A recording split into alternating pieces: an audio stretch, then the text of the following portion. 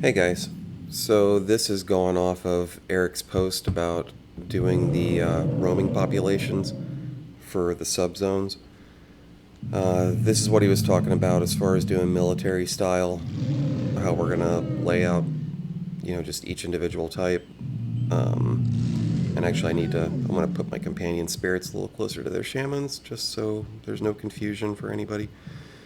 Uh, Basically, we're we need those 23 NPCs in each subzone as placeholders for the painter z-value mapping that we're going to be doing. I don't think there's 23 here. I'm not sure. But at any rate, you don't have to have 23 if you've got other stuff. Like I've got my hill giants right here at the camp, but still just make sure there's at least like one or two of each. It's not going to hurt to have extras if if you already have 23 someplace else. Still put in at least one or two.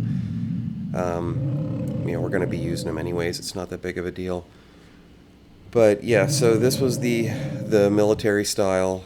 Just everybody in rows. Um, and then also we're dropping them in the middle of the subzones. So however you can just closely in the middle, use your distance to border edge numbers. Then they're going to be easy for us to find when we come in later, or if somebody new is helping, it's going to be easy for them to find the group and not go hunting all over the subzone trying to figure out where we stuck them. Now, the only thing I wanted to go over was what me and Eric have found is the amount of blending that was kind of factored in when they made the game. If you go, the video that I found was one of Elutra's live runs, and when she came through Blackwater, that was where I noticed that right when she crossed basically the southeast quadrant into the northeast quadrant of Kellinar, the Reaver types that were on the other side, they immediately changed, but there were still Reavers here, and there were still Shamans here. So that is it's a little bit of a blending that is nice because it doesn't make it a harsh transition. Now, granted, there are going to be places where there are harsh transitions because we've already noticed two. I know Eric was doing Elephant Graveyard over the weekend, and when you get into the southern part of Elephant Graveyard, it just immediately all the wildlife turned to jungle type wildlife. And if you go from Gentars, as soon as you go south of Gentars and go into Ogok's Gate, that zone immediately also transitions over to jungle mob types. But there's also mixtures. We're finding that it's not just the specific biome that the mobs are coming from. There's a mixture of the biome and a mixture of global mob types that are, they went ahead and mixed them together. Haven't really found like a complete formula as to how or why, but it's still a mixture. Best case or I shouldn't say best case, best thing to do is just try and find any video footage you can through your areas. If we have video footage, then it's a no-brainer. We can spot most of the mob types that are supposed to be in there, and we can apply them, and it's not that bad. But keep yourself like a notepad or something, and as you're going through, watching the video, you'll if you know your zone pretty well that you're working on, you'll know where the subzones transfer, and you can start to note changes. You will see changes happening. And just to kind of show you how I'm treating zones, I went ahead and set up, like, this is everything that I could find for Kellinar. This is actually not a bad thing to do. The more pre-planning and the more research that we do on these things, it's just going to make it that much easier when it finally does come time to come back after all the Z values are mapped and when we're going to really go ahead and place our populations.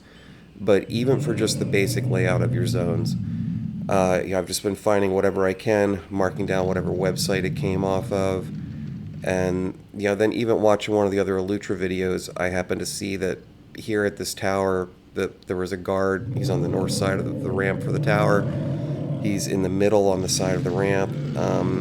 This guy down here for the fourth tower, he actually conned the guard, and that guard happened to be on the first floor. So, it wasn't all cookie cutter. That stuff was all, just placed kind of randomly just to keep it fresh. Then, and oh yeah, and Eric also, I don't know where he found this. That's actually supposed to be Lore Guide, I think, or Lore Guild. No, I think it was just Lore Guild. But he found this NPC that applied to the redoing of the clash path for wizard spells, but it also got me this NPC, which I never would have known that merchant was supposed to be there. So we got him dropped in. So just keep hunting. Just hunt anything you can, find out whatever you can. These are some wizard ability spells that came from the 49 quest, I believe. Yeah, and there was also the Lionware. Yeah, here the Lionware quest was where I found Herman Forrester and 3 hunters that go with him. But not trying to get off track. So here's what I did about the wildlife. The hill giants were the prevalent thing, sort of. I can't say they're prevalent, but this is just the basic area where these are. We got those. Dustin remembered about a funky spider that was charmable, that was a high level, and I actually did manage to find him. He was the ebony recluse. So when I placed him, I even went ahead and put down what subzone and what coordinates I placed him at. Right now I've got him set to level 52, but I'm thinking he should be 49 or 50. That's something I'm going to go back and change. Noting all of this stuff just helps. And now here's where we get into what I was talking about with the wildlife. We wound up, this zone wound up having 4 global mobs and 4 Savannah type mobs. Now, here's where our hill giant camp is. And just from video footage, I also know there were hill giants here. And this zone was questionable, but I'm pretty sure I saw them down in the distance, so there were hill giants down here too. So they were only in these 3 zones. Then once it got into central, that was where there was a little 1-second area where I noticed there was a centaur warder out there. So I've got him marked in. Since he was here, and I know he's not in any of these, he's getting carried down through these 3. So as you can see, he's blending down through. So we lost, like here we have the withered here. They're not down here, not that I've seen. Now I may, if the population looks too thin in this area, I may pull them down in there, a couple. The other thing was with the werebears. There's werebears here, but I didn't really see any in the video footage for Northeast, but I'm still, like I said here, I'm probably going to add a few on the west side of Northeast. So I'm still going to drop a few in here, which is why they're still sitting here. These are untouchable zones. This was the town.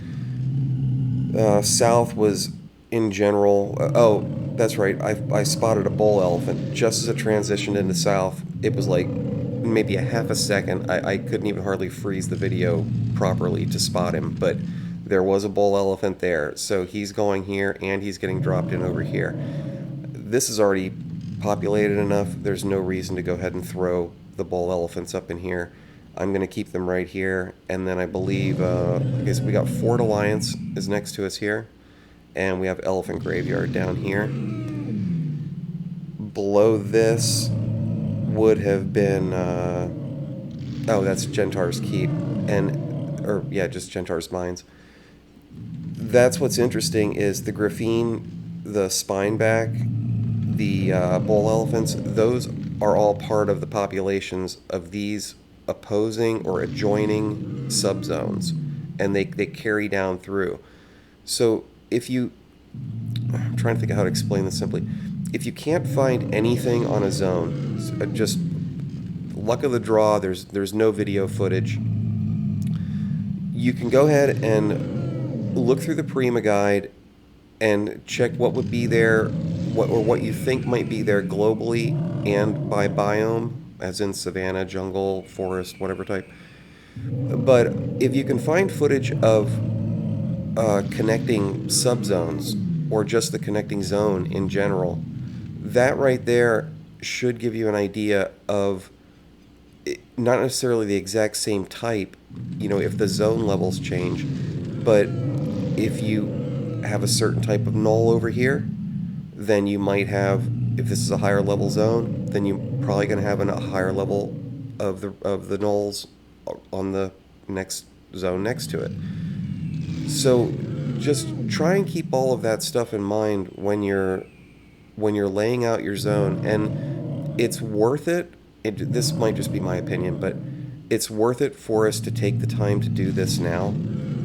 I know it's going to make things a little slower as far as just going in and dropping in 23 blank NPCs in each subzone so we can do the mapping.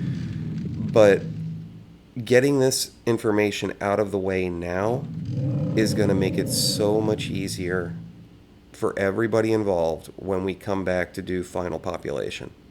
It will really streamline things at that point. So we're putting in a little more work beforehand, but it's going to make the whole process just go a lot smoother and quicker when we get to the other side of the rainbow, which is going to be the friggin' Z mapping, which is going to be a huge project. Other than that, I don't know if I can really think of much else. Yeah, like on the wildlife, but one thing I was talking about is, things when you're here in Gentars, and you go down to Ogok, immediate wildlife change, but it's not happening everywhere. So we just have to do our best to just look at any video you can find.